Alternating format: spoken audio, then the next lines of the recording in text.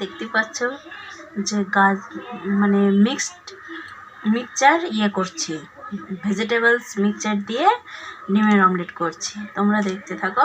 এটার মধ্যে গাজর, পেঁয়াজ কুচি আর ক্যাপসিকাম দিয়েছি ছোট ছোট করে কুচি করে।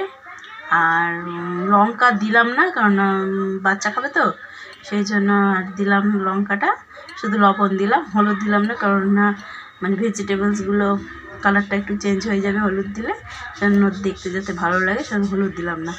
তো তোমরা ভিডিওটা দেখতে থাকো। তেলটা দিয়েছি আমি, অমলেট করলে সামান্য তেল দিই, বেশি তেল দিই না। তো তোমরা দেখতে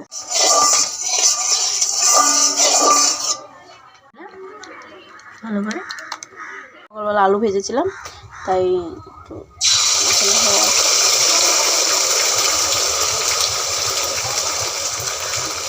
তোমরা লঙ্কাটা দিয়ে নিবে যারা যারা ঝাল খেতে ভালোবাসে, কারণ আমার বাচ্চা খাবে তো। লঙ্কাটা দিলাম না, কারণ লঙ্কাটা মুখে টুকে পড়ে যাবে। তো এখানে লঙ্কা একটাও নাই, এখানতে পেঁয়াজ কলি আর ক্যাপসিকাম আছে কুচি কুচি করে কাটা, আর গাজর। তোমরা আরও ভেজিটেবলস দিতে পারো, আমি এই কটা দিয়ে করলাম। আমার ভালো লাগে শীতের সময় যে কিছু রান্নায় এইরকম সবজি দিয়ে। 5 রকম আলু ভাজা বা মানে বিভিন্ন সবজি দিয়ে ভাজা টাজা ভালোই লাগে।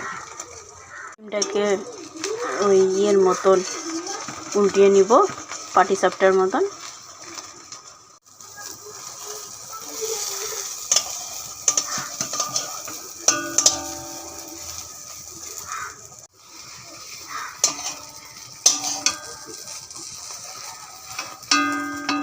পাটটা ভাজা হয়ে গেছে, পাটটা ভেজে নিই। ভাগ হবে, আমার ছেলে খাবে, আমি আর আমার হাজব্যান্ড। আমার শাশুড়ি এখন নিয়ে বাইরে গেছে।